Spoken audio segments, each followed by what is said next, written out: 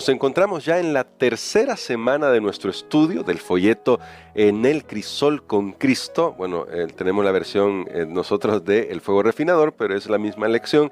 Y esta semana vamos a estudiar un tema muy interesante, la jaula del pájaro. Un tema que creo que, siendo francos, nos va a sorprender en alguna medida, aunque ya la semana pasada estudiamos que no deberíamos sorprendernos, pero vamos a ir al tema de hoy, el día domingo, que es hacia la tierra prometida por un callejón sin salida. Así que vamos a pedir la dirección de Dios para que nos ayude a estudiar estas lecciones. Querido Padre que estás en las alturas de los cielos, venimos ante tu presencia para suplicar tu ayuda, para comprender estos temas que a nosotros nos sobrepasan nuestra lógica humana, pero ayúdanos a saber que tú tienes un gran plan para nosotros y a mantener nuestra confianza en ti. En el nombre de Jesús. Amén. Pastor Ani Perla, esta semana vamos a estudiar un tema que, como dije, tal vez nos puede parecer un poco extraño hasta cierto punto, pero quiero comenzar planteándole una pregunta. Y la pregunta es, dada las circunstancias en las que vivimos, dada las pruebas que enfrentamos, ¿por qué como hijos de Dios, como cristianos especialmente, nuestro grupo de creyentes, debemos evitar la tentación de querer justificar a Dios de alguna manera? Especialmente porque usted se va a enterar, querido amigo, querido hermano, que a medida que estudiamos nos vamos a dar cuenta que Dios es bastante activo para ayudarnos en algunos crisoles. Así que, ¿cómo lidiar con esto sin llegar a querer justificar a Dios de alguna manera? Muy bien, es que es una de las facetas de Dios que tal vez nosotros no hablamos mucho. Sí. Porque también voy a tal vez mencionar en avanzada, aunque lo vamos a comprender mejor estudiando cada día, también nosotros tenemos conceptos negativos de la palabra prueba, Sí. de la palabra prueba, de las dificultades que vienen a nuestro camino, pero tal como usted ya lo mencionaba, Dios toma una parte activa. De hecho, la semana pasada nosotros iniciamos con el tema que yo creo que se extiende esta semana, que son los crisoles de la madurez. ¿Recuerdan ustedes que cuando hablamos del apóstol Pablo, él dice, me fue dado un aguijón en la carne? Y tuvimos que decirlo aquí categóricamente, ¿quién se lo dio? ¿O se lo dio Dios o el diablo? Y llegábamos a la conclusión, yo les mostré algunas razones el jueves pasado, que era Dios que había permitido, había tomado una parte en permitir que el apóstol Pablo experimentara esa prueba, esa dificultad. Entonces, aquí se trata realmente de comprender a Dios. ¿Por qué Dios, que es el que guía, me lleva? Y ya lo habíamos visto también en otra lección más anterior, que si es el Dios de las sendas de justicia, me lleva al valle de la sombra de muerte. Pero nosotros vamos a comprender que en el plan de Dios, pasar por el valle de la sombra de muerte equivale a sendas de justicia. Y creo que cuando entendamos eso, no vamos a tratar de justificar a Dios, tampoco vamos a confundir y vamos a decir livianamente, es que Dios me está tentando. Claro, ¿no? Porque vamos a ver la diferencia entre esos dos pensamientos. Muy bien, perfecto, porque con esa idea que el pastor nos ha trasladado ya, vamos a introducirnos al tema de hoy, pastor. Cuando Israel fue liberado de Egipto, no cabe ninguna duda de que Dios era el que estaba dirigiendo al pueblo de Israel. Dirigió a su líder Moisés y dirigió a todo el pueblo. Pero dice Éxodo capítulo 14, verso 10, que está citado en nuestro folleto, lo siguiente: y cuando Faraón se hubo acercado, los hijos de Israel alzaron sus ojos, y he aquí que los egipcios venían tras ellos, por lo que los hijos de Israel temieron en gran manera y clamaron a Jehová. Y para que tenga el contexto, querido amigo, querido hermano, quien había llevado a Israel hacia esa encrucijada donde tenían el Mar Rojo frente a ellos y dos montañas a los lados y luego el ejército atrás, era Dios mismo. ¿Cómo conciliamos esta idea de que Dios los estaba guiando hacia ese lugar? Pero también, pastor, ¿qué lección hay del hecho de que la decisión que tomó Dios para el pueblo de Israel era la mejor para ellos porque había otros contextos que debían considerarse?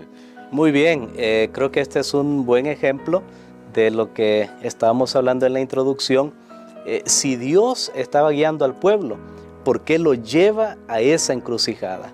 Si nosotros pensamos, si fuéramos Dios, vamos a llevar al pueblo por un lado donde no tengan que tener temor, por un lado donde todo el camino está despejado. De hecho, a veces sucede como cuando uno va manejando, ¿verdad? A veces la persona que va a la par puede ir en un ambiente también de cierto estrés, especialmente si sabe manejar. Eso a veces pasa en la pareja, cuando maneja tanto el hombre como la mujer, y cada uno tiene su visión de cómo, o su práctica es particular de cómo debería reaccionar ante ciertas situaciones que se dan en la calle, que ocurren ahí, y entonces a veces alguien está pensando, no, yo lo hubiera hecho de esta manera, no, yo lo hubiera hecho, cuidado. Y ahora, nosotros pensamos, yo lo hubiera hecho de una manera, sacar al pueblo de Israel de Egipto, después de que ellos no lanzaron ni una flecha, después de que Dios mostró su poder, pero llevarlos a un lugar donde ellos se enfrentan un mar, a los lados las montañas, atrás el ejército que los venía persiguiendo. O sea, ¿por qué ponerlos en ese camino? ¿No podía Dios llevarlos por otro camino? Claro que sí, Dios podía hacerlo, sin duda. Podía haberles enviado helicópteros, aunque no existía en esos tiempos, pero Dios pudo haber hecho cualquier cosa con tal de que ellos no experimentaran ese estrés, no experimentaran ese temor. Ahora, la gran pregunta es, si Dios los estaba guiando, ¿por qué les permitió experimentar ese ambiente? Y eso es lo que vamos a estudiar ahora. Pero primero, lo que tenemos que establecer claramente es que si Dios es el que guía, no significa que siempre todo estará bien, que todo será por caminos fáciles, por caminos suaves. Ese es el primer mito que tenemos que quitar, porque hay unos mitos en la vida cristiana que hay que destruir. Yo entrego mi vida a Cristo, todo me va a salir bien, ahora estoy haciendo todo, ahora no va a pasar nada. No, ese es el primer mito. Ahora, después de eso, tenemos que ver que Dios tenía varios propósitos. Muy bien, entonces, pero aquí viene la pregunta, ¿qué propósitos podría tener Dios ahí? Porque cuando uno lee la narración, incluso el escritor, Moisés, y le invitamos a que lea todo el capítulo 14, que es fascinante todo el capítulo, indica como que si podría haber otra ruta. Al parecer había otra ruta. Sin embargo, creo que, si no estoy mal, el mismo Moisés explica que era una ruta que podría incluso parecerle, que podría llegar a ser más difícil y más descorazonadora que la situación que están enfrentando en este momento. Entonces, ¿qué propósito tiene Dios al llegar aquí, al ponerlos al límite? Muy bien. Algo bien importante es que cuando Dios guía por cierto camino, Él ya tiene la provisión hecha. Amén. Pero nosotros tenemos que creer, tenemos que tener fe, porque el gran problema radica, bueno, ahora por ejemplo, para conducir uno puede saber si al destino que yo voy, si hay un accidente en el camino, se puede saber relativamente, uno pone un mapa y le avisa si hay accidente, si hay mucho carro. Entonces yo uso mucho eso, pues especialmente aquí en la ciudad, ¿verdad? Es bien complicado el tráfico y uno puede saber, aquí hay un policía, uno lo puede saber en avanzada. Ahora, a mí me gustaría saber que si Dios me va conduciendo, ¿qué hay en el camino? El problema es que nosotros no sabemos qué hay en el camino. Él sabe, Él ve. Antes que esas tecnologías existieran, Dios pues tiene todo y Él sabe, pero nosotros no sabemos. Pero entonces, ¿qué plan y qué propósito tiene Él? Y aquí llegamos a una conclusión tremenda. Es que lo que vamos a estudiar esta semana es, a través de los crisoles de la madurez, como estudiamos a finales de la semana pasada, es que Dios tiene el propósito que esto nos sirva para que nos conozcamos a nosotros mismos. Amén. O sea que en otras palabras, Dios no quiere destruirnos a nosotros, pero Él sabe, Él es demasiado sabio y Él sabe que hay cosas en mi vida que ni siquiera yo conozco y que se van a revelar solamente cuando aparezca la prueba. De hecho, aquí Dios está mostrando, pues Dios pudo haber sacado al pueblo y los pudo haber seguido llevando por caminos muy bonitos, pero nunca se hubiera sabido quién era el pueblo. En este caso, desde esta ocasión, cuando estuvieron frente al Mar Rojo, hasta toda su peregrinación en el desierto fue de murmuración, porque su primera reacción no fue, bueno, gracias a Dios, si Él ya nos sacó de Egipto y lo hizo con mano poderosa, algo va a hacer Él aquí. Esa fe no la tenían ellos. ¿Qué mostraba que no tenían la fe?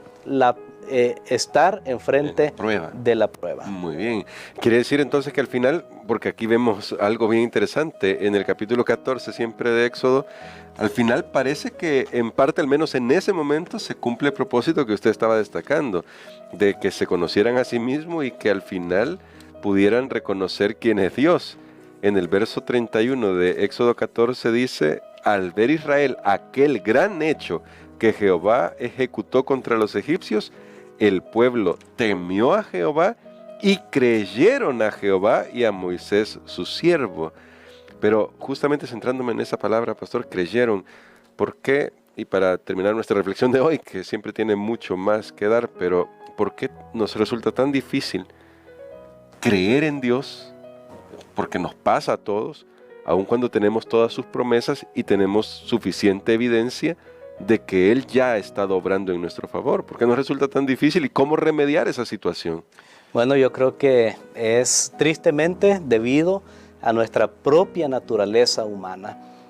Nos es más fácil la incredulidad, aunque Dios ha obrado antes por nosotros en el pasado, como lo vimos ahí, que Dios lo había hecho por el pueblo de Israel, pero esa es nuestra naturaleza. Es que la Biblia dice, el corazón humano es perverso, es engañoso, ¿quién lo conocerá? Y la Biblia dice, todos pecaron, dice, no hay cosa sana. De hecho, Pablo en Romanos usa varios textos del Antiguo Testamento para mostrar la situación desesperada que está el ser humano. Entonces, creo que tiene que ver con nuestra naturaleza, no porque Dios no haya hecho lo suficiente, sino que tiene que ver con nuestra naturaleza pecaminosa, que todo el pecado del hombre y de la mujer consistieron en no creer a Dios, creyeron las mentiras de un enemigo, no confiaron en Él, porque creer, claro, es una palabra mucho más, si nosotros vamos al texto bíblico, es mucho más amplia solo de un creer intelectual, sino que se refiere en realidad a confiar y se refiere a actuar, o sea, el que cree actúa, pero aquí estaba el problema del pueblo de Israel, no creyeron solo y tristemente, como ese dicho que dice, hasta no ver, no creer. Sí, no creer. Entonces ellos esperaban que Dios obrara de esa manera, de esa manera portentosa, para decirlo de una forma, pero lo que pasa es que la siguiente vez querían lo mismo, y era lo mismo que pasó en los días de Jesús. Él hacía un milagro, pero entonces venían los judíos y le decían, no, haz otro milagro, haz esto, y les hacía otro. Finalmente Jesús contó y dice, no, mire, es que tienen que creer lo que ya está escrito, porque si no creen a eso, no van a creer aunque pues se resucite a alguien de los muertos. Y precisamente ocurrió unos días después, Lázaro resucitó y no creyeron, lo querían matar a él y a Jesús. Entonces, ese es el asunto.